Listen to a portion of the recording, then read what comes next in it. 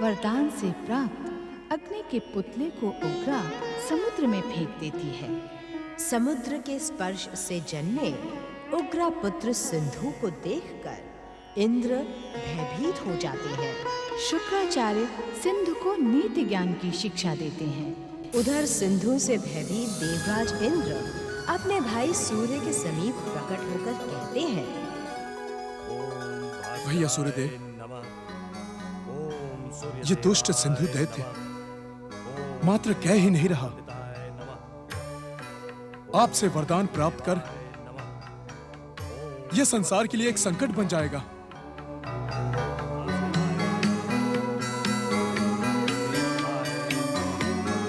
ओम भास्कराय नमः, ओम सूर्य देवाय नमः, ओम देवासुर वंदिताय नमः। भैया सूर्यदेव, प्रणाम देवराज। नहीं सूर्यदेव, नहीं भैया, संसार के लिए मैं देवराज हूं, किंतु आपके लिए मात्र भैया हूं। भाई तो हम अवश्य हैं देवराज, परंतु मर्यादा और सम्मान की दृष्टि से आपका आदर करना मेरा परम कर्तव्य है। कहें क्या आज्ञा है? भैया सूर्य, उस दुष्ट की घोषणा तो आप सुन चुके हैं। आपका वरदान प्राप्त कर वो पृथ्वी और स्वर्ग के लिए संकट बन जाएगा। मैं आपसे यही कहना चाहता हूं कि आप उस दुष्ट को वरदान ना दें। मैं तो कर्तव्य के पथ का पथिक हूं देवराज। ना तो मैं किसी के कार्य में हस्तक्षेप करता हूं और ना ही मुझे किसी का हस्तक्षेप अपने कार्य में प्रिय है। ये प्रश्न हस्तक्षेप का नहीं है भैया, ये संसार के कल्याण और जनहित का प्रश्न है। मैं जानता हूं देवराज, मैं जानता हूं कि संसार कल्याण और जनहित से अधिक आपको अपने स्वर्ग की चिंता है। इसे देखकर आपके स्वर्ग की सुरक्षा पर संकट के बादल मंडराने लगे हैं। इस कारण आप मुझे इसे वरदान न देने के लिए कह रहे हैं। आप मेरा अपमान कर रहे हैं सूर्यदेव। मैं तो सत्य कह रहा हूं देवराज, सत्य कह रहा हूं। अगर सत्य को सुनकर आप आहत हो रहे हो तो ये बात प्रमाणित होती है कि मेरा कथन सत्य है। मैं आपको आज्ञा भी दे सकता हूं सूर्यदेव, और आपको विवश होकर मेरी आज्ञा का पालन करना ही होगा। ऐसी भूल ना करिएगा देवराज कि छोटा भाई बड़े भाई की आज्ञा की उपेक्षा करे। इससे आपके संसार के कल्याण की भावना को पीड़ा पहुंचेगी। तुम अपनी मर्यादा की सीमा लांघ रहे हो सूर्यदेव। देवता होने के कारण देवराज इंद्र की आज्ञा मानना तुम्हारा परम कर्तव्य है। मुझे अपने कर्तव्यों का भली भांति ज्ञान है देवराज, क्योंकि मैं अपने कर्तव्य पथ पर कभी भी चूक नहीं करता। जहाँ तक आपकी आज्ञा मानने का प्रश्न है, तो मैं ऐसी किसी भी आज्ञा को स्वीकार नहीं करता जिसमें किसी का व्यक्तिगत स्वार्थ छिपा हो। सूर्य, तुमने मुझे स्वार्थी कहकर अपने सर्वनाश को आमंत्रित किया है। तुम्हें मेरे आज्ञा का पालन करना ही होगा। तुम इस दुष्ट को वरदान देने कदापि नहीं जाओगे। अगर ये मेरी निष्ठा पूर्वक आराधना करेगा तो मैं इसे वरदान अवश्य दूंगा।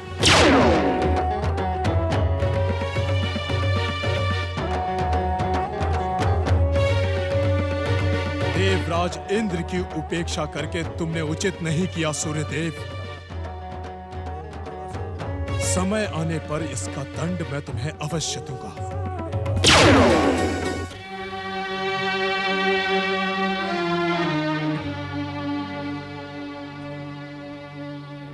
नंदी महाराज, आपकी निराशा और उदासी इस बात का संकेत दे रही है कि आपका मन कैलाश पर नहीं है।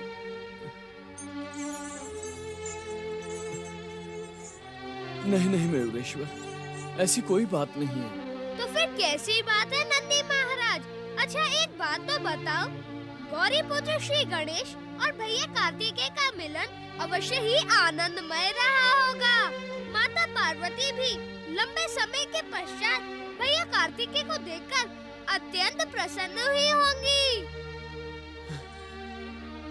हाँ मयूरेश्वर, वो दृश्य अत्यंत आनंददायक था। दोनों भाई गले मिल रहे थे। माता पार्वती तो कुमार कार्तिकेय को हृदय से लगा रही थी। नाना नानी के तो हर्ष का ठिकाना ही नहीं था। सत्य तो ये है कि मेरा मन भी कर रहा था कि सदा सदा के लिए हम वहीं रह जाएं। उनमें से किसी को भी मेरा स्मरण नहीं हुआ नंदी महाराज। क्या उनमें से कोई भी मुझसे मिलने का इच्छुक नहीं था? परंतु आप यहाँ पहुँच चुके, ये सुनकर मयूरेश्वर मेरी प्रसन्नता का पार नहीं रहा। मैं दौड़ा दौड़ा हिमाचल छोड़कर कैलाश चला आया। ये तो तुम मुझे प्रसन्न करने के लिए कह रहे हो। अभी अभी तो तुमने कहा था तुम्हारी इच्छा भी सदा सदा के लिए हिमालय महल में रह जाने की थी, और अब कह रहे हो कि मेरा नाम सुनते ही तुम दौड़े दौड़े चले आए। मैं सत्य कह रहा हूँ मयूरेश्वर। मुझे प्रसन्न करने का व्यर्थ प्रयास न करो। मैं तुमसे हिमालय महल का समाचार सुनकर अत्यंत प्रसन्न हूँ, और इस कारण भी प्रसन्न हूँ कि मुझ अकेले को पिताश्री शिव शंकर की परम पावन सेवा का अवसर प्राप्त हुआ। मयूरेश्वर, मेरी किसी बात से आपको पीड़ा पहुँची हो तो मन छोटा न करो नंदी महाराज। मैं तो यूं ही परिहास कर रहा था।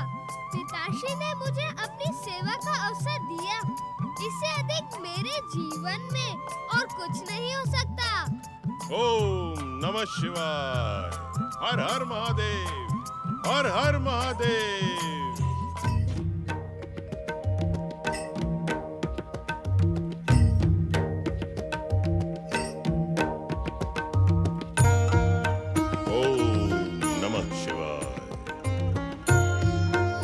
देवादिदेव महादेव, आपसे तो इस संसार की कोई भी घटना अनजानी नहीं रहती। आप किस घटना का उल्लेख कर रहे हैं दैत्य गुरु?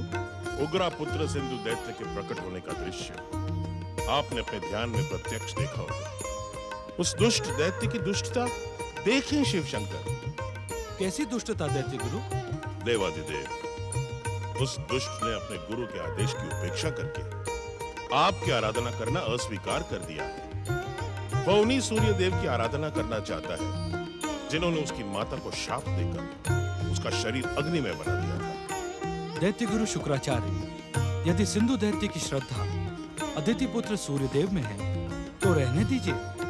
कैसे रहने दे भोलेनाथ? उसने अपने गुरु का अपमान किया है, शिव आराधना को ठुकराया है। उसकी दुष्टता को आप दंडित करें, यही प्रार्थना लेकर मैं आपकी सेवा में उपस्थित हुआ।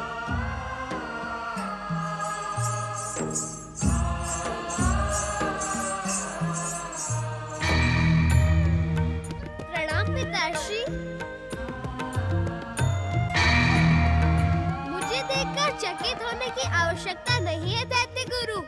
मैं तो पिताश्री भगवान शिव की इच्छा और परम देव श्री महागणेश की महान लीला का ही एक प्रतीक हूँ। आश्चर्य है दैत्य गुरु शुक्राचार्य, श्री महागणेश के प्रतीक मयूरेश्वर गणेश को देखकर भी आपने इनको नमन नहीं किया। दैत्य गुरु, क्या नमन करने की अद्भुत शक्ति से आप अपरिचित हैं? भोलेनाथ, नमन की अद्भुत शक्ति से मेरा परिचय सीमित है। दैत्य जाति में नमन की परंपरा नहीं है। मैं आपसे निवेदन करता हूँ महादेव कि मुझ अज्ञानी को नमन की अद्भुत शक्ति का परिचय दें। शुक्राचार्य, जब नमन करने के लिए आपके दोनों हाथ जुड़ते हैं और आपका मस्तक झुकता है तो आपके हृदय का द्वार खुल जाता है। आपका नमन स्वीकार करने वाला बिना किसी बाधा के आपके हृदय में प्रवेश करके आपकी समस्याओं का समाधान कर देता है। अर्थात? दैत्य गुरु, इस समय आप जो समस्या लेकर कैलाश में उपस्थित हुए हैं उसका समाधान भी मयूरेश्वर गणेश ही करेंगे। आप इनका पूर्ण समर्थन के साथ नमन करें। जो आज्ञा भोलेनाथ। नमन की अद्भुत शक्ति का ज्ञान आपसे पाकर मेरा जीवन धन्य हो गया। ओम मयूरेश्वराय नमः। मुझे क्षमा करें मयूरेश्वर श्री गणेश। परिचय न होने के कारण मैं आपको पहचान न सका। अनजाने में हुई मेरी इस भूल को आप क्षमा करें।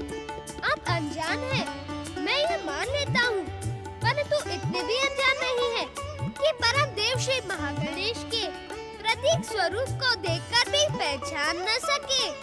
फिर भी मैं आपको सच्चे मन से क्षमा करता हूँ और आपको विश्वास दिलाता हूँ कि पाप का घड़ा भरने पर सिंधु दैत्य का सर्वनाश अवश्य होगा।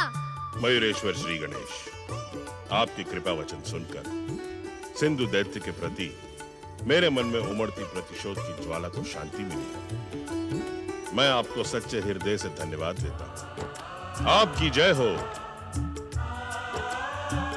भोलेनाथ, यदि आप आज्ञा दें तो मैं एक निवेदन और करना चाहता हूँ। अवश्य। आप अपनी आराधना करने वाले पातालवासी असुर देवांतक और नारांतक पर कृपा करें, उन्हें अपना वरदान देकर अनुग्रहित करें। न जाने क्यों प्रायः ऐसा प्रतीत होता है कि आप दैत्य गुरु शुक्राचार्य नहीं, अपितु राजनीति के सर्वोच्च शिखर पर बैठे एक राजा हैं, जो राजनीति के क्षेत्र में विजय पाने के लिए अपना पासा फेंकता रहता है। मैं कुछ समझा नहीं महादेव। एक ओर तो आप सिंधु दैत्य का सर्वनाश करवाना चाहते हैं और दूसरी ओर नरांतक और देवांतक का उद्धार करवाना चाहते हैं। दैत्य गुरु, एक गुरु के लिए उसके सभी शिष्य समान होने चाहिए। शिव शंकर, आपकी आराधना ठुकराने के कारण ही सिंधु दैत्य मेरे क्रोध का भागीदार बना है। जहाँ तक देवांतक और नरांतक का प्रश्न है, अभी देवांतक और नरांतक को लंबे समय तक तपस्या करनी होगी, क्योंकि उनको पिछले दुष्कर्मों से मुक्ति प्राप्त करने में समय लगेगा। दैत्य गुरु, स्वर्ण जब अग्नि में तपाया जाता है तभी वो आभूषण बनने के योग्य होता है, इसलिए आप धैर्यपूर्वक प्रतीक्षा करें। जो आज्ञा भोलेनाथ। श्री महागणेश की कृपा से आपकी दोनों मनोकामनाएं अवश्य सफल होंगी। आपका कल्याण हो। ओम नमः शिवाय। पिताश्री, क्या आप स्वयं अपने परम भक्त शुक्राचार्य की कामनाएं पूर्ण नहीं कर सकते थे? आपने ये कार्य श्री महागणेश की कृपा पर क्यों छोड़ दिया? मयूरेश्वर, हमारे मुख से असत्य वचन कभी नहीं निकलते। भविष्य में जो घटना है वर्तमान में हमारे मुख से निकल चुका है, और जो कुछ भी होगा श्री महागणेश की कृपा और उनकी इच्छा मात्र से होगा, और उसके माध्यम श्री महागणेश के तीनों अवतार बनेंगे।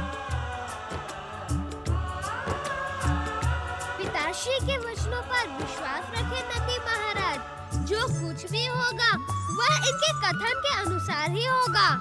मेरे जन्म को शापित करने वाले सूर्यदेव, मुझे दर्शन दे। मुझे बताएं कि मैं अपने आप को सर्वशक्ति संपन्न दैत्य शक्ति का धारक कैसे बनाऊं। शापित ही सही, परंतु आप ही मेरे जन्मदाता हो। मुझे दर्शन दे सूर्यदेव, मुझे दर्शन दे। मुझे दर्शन दे सूर्यदेव, मुझे दर्शन दे। मुझे दर्शन दे सूर्यदेव, मुझे दर्शन दे। वत्स सिंधु, तुमने सच्चे हृदय से मुझे पुकारा। इस कारण हम तुम्हारी माता के अपराध और पिछली सभी बातों को भूलकर यहाँ प्रकट हुए हैं। देव देवेश्वर भगवान सूर्यदेव की जय। विवस्वान भगवान सूर्यदेव की जय। सिंधु, हमारे भाई देवराज इंद्र ने हमें चुनौती दी है कि हमारा वरदान पाकर भी तुम स्वर्ग विजय नहीं कर पाओगे। भैया इंद्र अपनी विशाल देव सेना के साथ युद्ध में परास्त करके तुम्हें नष्ट कर देंगे। सूर्यदेव, आपके वरदान की शक्ति के साथ मैं इंद्र के अहंकार को खंडित कर दूंगा। मेरी महापराक्रमी और वरदानी शक्ति के सामने इंद्र को पराजय स्वीकार करनी ही होगी। मुझे तुम्हारी शक्ति पर विश्वास है सिंधु, परंतु शक्ति का दुरुपयोग मुझे प्रिय नहीं। यदि मेरा वरदान पाकर तुम अपनी शक्ति का दुरुपयोग न करने का वचन दो तो मैं तुम्हें परामर्श दे सकता हूँ। कैसा परामर्श भगवान? हम तुम्हें अतुल बल और अपनी इच्छा के अनुसार रूप बदलने और विशाल दैत्य सेना प्रकट करने का वरदान देना चाहते हैं। तो विलंब क्यों भगवान? विलंब क्यों? मुझे मेरा मनोवांछित वरदान प्रदान करें। वरदान पाने की योग्यता प्रकट करनी होती है सिंधु। कैसी योग्यता सूर्यदेव? अपना मनोवांछित वरदान पाने के लिए अब तुम अपनी माता से भी अधिक निष्ठा के साथ हमारी आराधना सहित तपस्या का प्रारंभ करो। क्या बिना तपस्या के वरदान प्राप्त नहीं हो सकता? नहीं, बिना तपस्या के वरदान देना विधि और विधान के विरुद्ध है। हाँ, हम तुम्हें विश्वास दिलाते हैं कि तुम्हारी तपस्या से हम शीघ्र प्रसन्न होकर तुम्हें वरदान देंगे। जो आज्ञा भगवान। मैं इसी स्थान पर आपकी आराधना सहित तपस्या प्रारंभ करता हूँ। मेरी प्रसन्नता के कारण तुम्हारे भीतर कठोर तपस्या के योग्य संयम प्रकट होगा।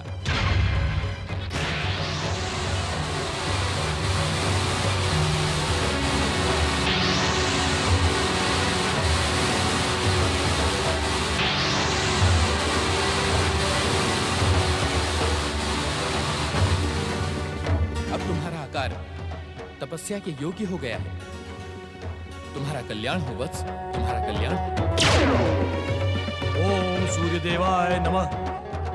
ओम भुवनेश्वराय नमः।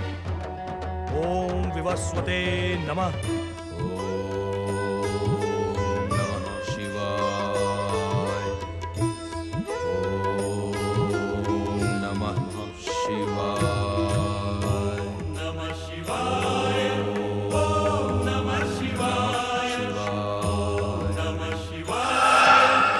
देवांतक नरांतक, क्यों व्यर्थ परिश्रम कर रहे हो? शुक्राचार्य ने तुम्हें शिव आराधना का परामर्श दिया है, किंतु इतनी लंबी तपस्या के पश्चात भी उनके आराध्य शिव शंकर तुम्हें वरदान देने के लिए प्रकट नहीं हुए। बंद करो ये शिव आराधना। तुम दोनों परम पिता ब्रह्मा जी की आराधना करो। वे मेरे परम पिता हैं। यदि तुम उनकी आराधना करोगे तो मैं तुम्हें उनसे मनचाहा वरदान दिलवाऊंगी।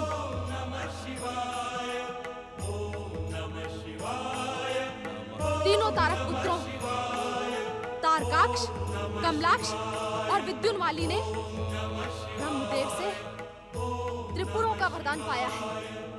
वे तीनों संसार का सर्वश्रेष्ठ सुख भोग कर रहे हैं। तुम दोनों भी ब्रह्मा जी की आराधना करो। हाँ, ब्रह्मा जी की आराधना करो। देवांतक, देवांतक, नरांतक। माता दीदी, तुमने हमारी वर्षों की शिव तपस्या को खंडित करके बहुत बड़ा अपराध किया है। तुम दैत्य माता नहीं, दैत्यों की शत्रु हो, शत्रु। इस अपराध के लिए हम तुम्हें कदापि क्षमा नहीं करेंगे दैत्य माता। मैं तुम्हारी शुभ चिंतक हूँ। मैं तुम्हें उचित परामर्श देने के लिए यहाँ आई थी। मेरा परामर्श मान लेना ही तुम्हारा कल्याण है। यदि तू हमारी शुभ चिंतक होती तो हमारी तपस्या खंडित नहीं करती। मैं तुम्हें इच्छित वरदान दिलवाना चाहती हूँ। शिव आराधना का त्याग करके तुम परम पिता ब्रह्मा जी की आराधना करो। नहीं, शिव हम असुरों के आराध्य हैं। हम उनकी तपस्या का त्याग नहीं करेंगे। तुम्हें शिव आराधना का त्याग करना ही होगा। ये मेरी आज्ञा है। तू कौन होती है हमें आज्ञा देने वाली? हाँ, यदि जीवित रहना चाहती है तो चली जा यहाँ से, अन्यथा हमारा क्रोध तेरा सर्वनाश कर देगा। हाँ, मूर्खों, क्या तुम दैत्य माता दिति की परम शक्ति से परिचित नहीं हो? दैत्य माता दिति का अपमान तुम्हारे अंत का कारण बन जाएगा।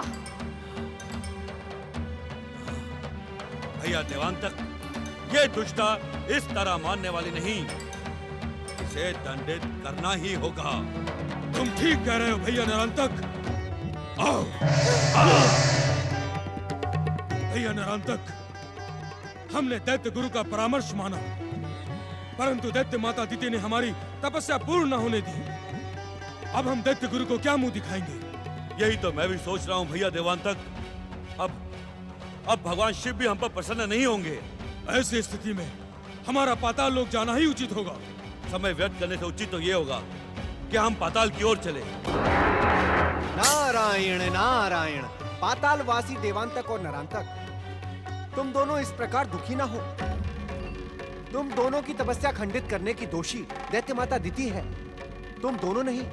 ये बात भगवान शिव से भी छिपी हुई नहीं है। कौन हो तुम और हमें परामर्श क्यों दे रहे हो? मैं देवताओं का ऋषि नारद हूँ। देवताओं के ऋषि असुरों का परामर्श देने आए हैं। असुरों को नहीं, तपस्वियों को। संसार में तपस्या करने वाला हर व्यक्ति नारद का मित्र है। अपनी भक्ति को सुदृढ़ बनाने के लिए उसे परामर्श देना नारद का कर्तव्य है। कहीं तुम्हें देवराज इंद्र ने तो नहीं भेजा है? मूर्खता की बातें ना करो देवांतक और नरांतक। तुम्हारे पाताल लोक जाने की बात सुनकर देवराज इंद्र तो प्रसन्न होंगे ही। वे तुम्हें निरंतर तपस्या का परामर्श तो दे नहीं सकते। तो क्या हम अपनी खंडित तपस्या का पुनः प्रारंभ कर सकते हैं? नारायण नारायण, अवश्य देवांतक और नरांतक, अवश्य। तुम्हें सच्चे मन से शिव आराधना प्रारंभ कर देनी चाहिए। भगवान शिव आशुतोष है, वे अवश्य तुम्हारी तपस्या से प्रसन्न होकर तुम्हें आशीर्वाद देंगे। नारायण नारायण।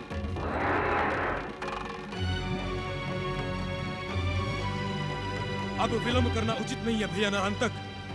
हमें शीघ्र ही पुनः शिव आराधना आरंभ करनी चाहिए। गजानन और कार्तिकेय खेल से लौटते ही होंगे। जया विजया से कहो उनकी भोजन का प्रबंध करें। जो आज्ञा।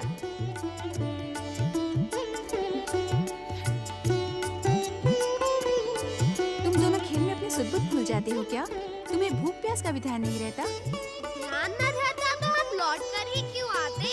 माता, जब हम खेलते खेलते थक गए और भूख लगने लगी तो हम तुम्हारे पास दौड़े दौड़े चले आए। गणपति सत्य कह रहे हैं माता। एक बात तो बताओ माता, आज तुमने हम दोनों भाइयों के लिए भरपूर मोदक बनाए हैं ना? महारानी मैना, हमारे प्रिय नाती गणेश को मोदक कितने अच्छे लगते हैं। जी महाराज। प्रणाम नाना श्री।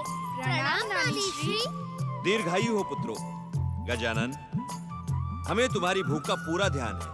ये लो, अब तो तुम्हारे साथ साथ कार्तिकेय भी मोदक प्रिय हो गए हैं। ये लो। जानते हो गजानन, आजकल हमारी पाकशाला में मोदक और लड्डुओं के अतिरिक्त और कुछ नहीं बनता। हम सब इन दिनों मोदकों का ही भोजन करते हैं।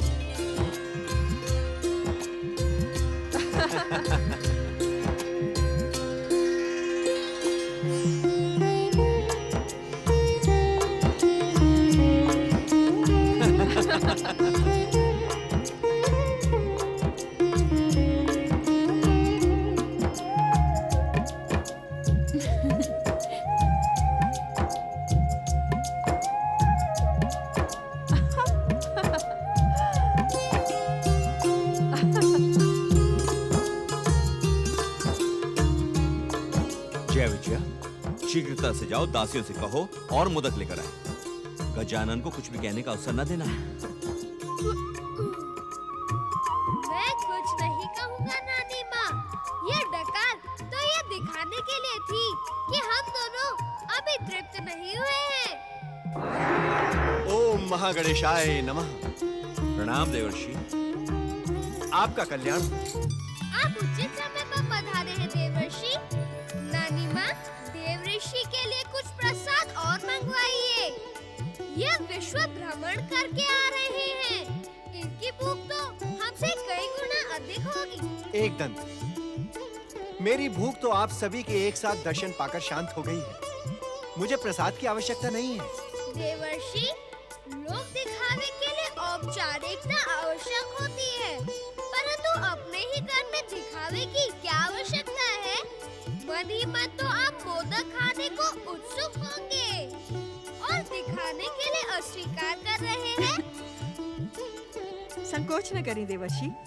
ब्रह्मा जी के पुत्र नारद जी को भोजन कराने से जो महान पुण्य प्राप्त होगा, उससे हमें वंचित न करें। नारायण नारायण। एक दंत दयावंत, जैसी आपकी आज्ञा। भला गौरीपुत्र गणेश का प्रसाद खाने के लिए इस संसार में कौन उत्सुक नहीं होगा। ठीक है, मैं अभी आपके लिए मोदकों का प्रबंध करवाती हूँ।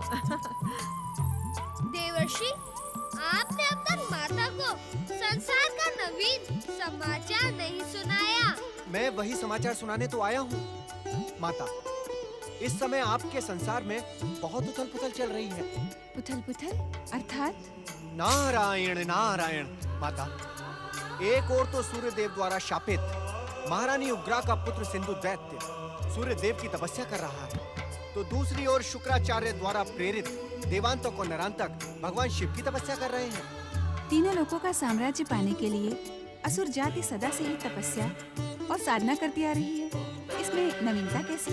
नवीन विषय ये है माता कि सिंधु दैत्य की तपस्या को लेकर देवराज इंद्र और सूर्य देव में विवाद खड़ा हो गया है। विवाद तो होगा ही। देवराज को किसी की भी तपस्या और साधना प्रिय नहीं। नारायण नारायण माता, देवराज इंद्र सूर्य देव को अपने आदेश की सीमा में बांधकर विवश कर रहे हैं कि वे सिंधु दैत्य को वरदान देने ना जाएं। तपस्वियों के तप मार्ग में बाधा पहुंचाकर देवराज भयानक भूल कर रहे हैं। निरंतर अपने कर्मों के प्रति समर्पित रहने वाले सूर्यदेव देवराज के स्वार्थ का साधन कदापि नहीं बनेंगे, ऐसा मेरा विश्वास है। आपका विश्वास सत्य का प्रमाण है माता। सूर्यदेव ने स्वयं ही सिंधु दैत्य को तपस्या के लिए प्रेरित किया है, परंतु क्या देवर्षि? नारायण नारायण माता, इन तीनों असुरों को वरदान प्राप्त होने से इस संसार का वातावरण कितना भयानक हो जाएगा। मैंने जब इस विषय में परमपिता ब्रह्मा जी से पूछा तो उन्होंने कहा कि कोई भी अवतार अपना कार्य पूर्ण किए बिना अपने मूल रूप में विलीन नहीं होता। मयूरेश्वर श्री गणेश को अभी कई महान कार्य करने हैं। वे उसी की प्रतीक्षा कर रहे हैं। समय आने पर वे स्वयं प्रकट होंगे। मैंने परम पिता ब्रह्मा जी की भविष्यवाणी सुन ली है देवर्षि। उन तीनों असुरों का उद्धार परम देव श्री महागणेश के दोनों अवतार करेंगे। परंतु आप भी तो श्री महागणेश के अवतार हैं गौरीपुत्र श्री गणेश। मैं अवतार अवश्य हूँ, परंतु उससे पूर्व गौरीपुत्र हूँ। माता ने जन्म जन्मांतरों की साधना के पश्चात मुझे पाया है। क्यों माता? नारायण नारायण।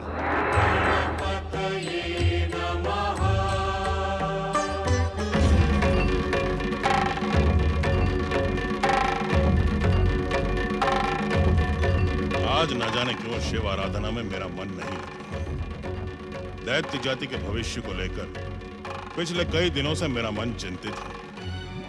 मुझे आपका ही सहारा है भोलेनाथ। दैत्य जाति को अपनी कृपा प्रदान करें आशुतोष, कृपा प्रदान करें। शुक्राचार्य,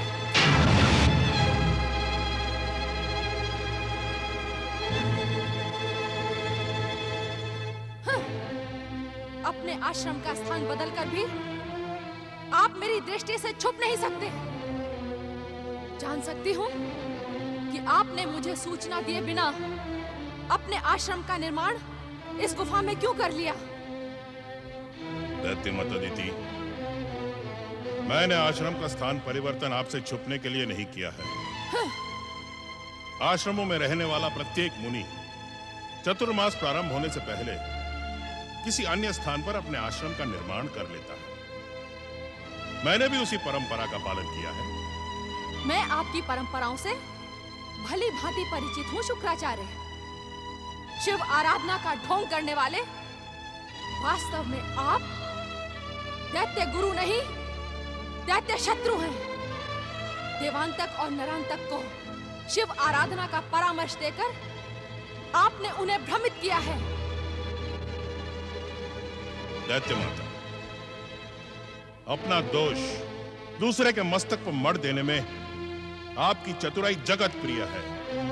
दैत्य माता दीदी, मैं जानता हूं कि आपने उन दोनों की तपस्या को खंडित किया है, उनके वर्षों के परिश्रम को व्यर्थ कर दिया है। मैं उन्हें ब्रह्मदेव की आराधना का परामर्श देना चाहती थी, किंतु तुम्हारी मायावी शक्ति के सम्मुख उन्होंने मेरी उपेक्षा करने की भूल की है, जिसका परिणाम उन्हें भुगतना ही होगा। परिणाम उन्हें नहीं दैत्य माता, परिणाम तो आपको भुगतना होगा। शिव आराधना खंडित करने का दोष आपको भोगना होगा। शिव मुझे क्या दंडित करेंगे? मैं स्वयं अपनी दानवी शक्ति से शिव और श्री महागणेश के संसार में भूचाल ला दूंगी। सावधान दैत्य माता, सावधान। भगवान शिव का अपमान करके आप अपने सर्वनाश की भूमिका रच रही हैं। उपेक्षा और तिरस्कार के कारण आपका मानसिक संतुलन बिगड़ गया है। मानसिक संतुलन मेरा नहीं, तुम्हारा बिगड़ा है शुक्राचार्य। शिव को प्रसन्न करने के चक्कर में तुम दैत्य और असुरों को अनुचित शिक्षा देते हो। मैं तुम्हारे इस कार्य को कभी भी क्षमा नहीं करूंगी। मुझे आपकी क्षमा की आवश्यकता नहीं है दैत्य माता। इस समय तो चिंतित होने के स्थान पर आप दैत्य जाति के विरुद्ध षड्यंत्र रच रही हैं। इस समय चिंतित होने का मुझे तो कोई कारण दिखाई नहीं देता। महारानी उग्रा के पुत्र सिंधु दैत्य ने मेरी आज्ञा को ठुकराकर सूर्य देव की आराधना प्रारंभ कर दी है। वो सूर्य देव को प्रसन्न करके शीघ्र ही उनसे वरदान प्राप्त कर लेगा और देवांतक और नरांतक से पहले स्वर्ग पर अधिकार कर लेगा। इस पर तो तुम्हें प्रसन्न होना चाहिए शुक्राचार्य। यदि कोई दैत्य स्वर्ग पर अधिकार करता है तो तुम क्यों चिंतित हो रहे हो? सिंधु दैत्य के स्वर्ग पर अधिकार प्राप्त कर लेने से दैत्य जाति को तनिक भी लाभ नहीं होगा। वो दैत्य जाति और दैत्य गुरु की उपेक्षा करके सूर्य आराधना कर रहा है। उधर देवराज इंद्र ने सूर्य देव को सिंधु की तपस्या सफल ना करने का आदेश दिया है। दैत्य माता, यही मेरी चिंता का कारण है। तो क्या सूर्य देव सिंधु दैत्य की तपस्या सफल नहीं करेंगे? सिंधु दैत्य को लेकर सूर्य देव और देवराज इंद्र में विवाद प्रारंभ हो गया है। सूर्य देव ने दृढ़ निश्चय किया है कि वे तपस्वी को उसकी तपस्या का फल अवश्य प्रदान करेंगे।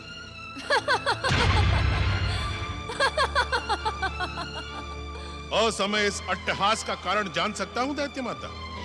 इस अट्टहास के दो कारण हैं शुक्राचार्य। दो। पहला ये कि अब यह प्रमाणित हो चुका है कि तुम दैत्य गुरु नहीं, दैत्य शत्रु हो। और दूसरा ये कि तुम्हारी बातों से ये सिद्ध हो गया है कि मानसिक संतुलन मेरा नहीं, तुम्हारा बिगड़ा है शुक्राचार्य, तुम्हारा। कहना क्या चाहती हैं आप? शुक्राचार्य, यदि दुष्ट अदिति के दोनों पुत्र आपस में बैर और विवाद करते हैं तो इसका लाभ दैत्य जाति को ही मिलेगा। सूर्य देव का दैत्य जाति के पक्ष में आना एक शुभ संकेत है। जिस बात पर तुम्हें प्रसन्न होना चाहिए उस पर तुम चिंतित हो रहे हो। अपने मानसिक संतुलन का उपचार करवाओ शुक्राचार्य। हाँ।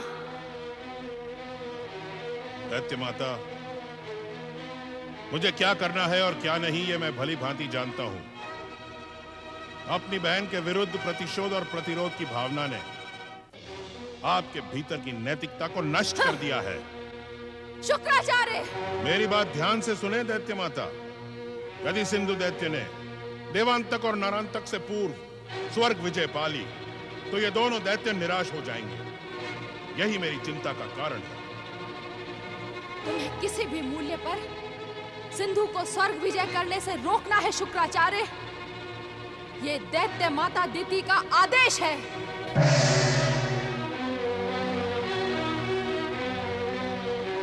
दैत्य माता दिति, मैं आपके आदेश की सीमा में बंधा नहीं। ओम भास्कराय नमः। ओम सूर्य देवाय नमः। ओम देवासुर वंदिताय नमः।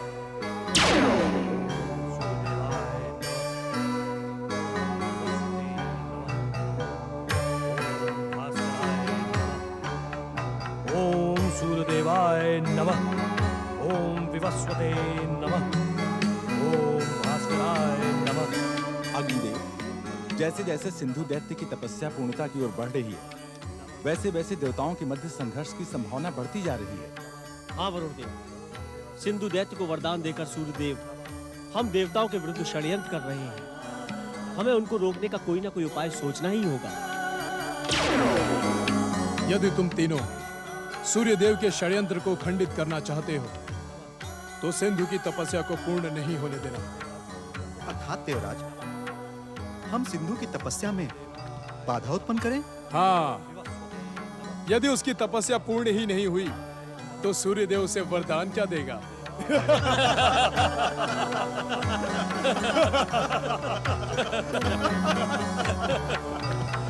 ओम भास्कराय नमः। ओम भुवनेश्वराय नमः। ओम देवासुर वंदिताय नमः। ओम सूर्यदेवाय नमः। ओम भास्कराय नमः। ओम सूर्यदेवाय नमः। ओम देवासुर वंदिताय नमः।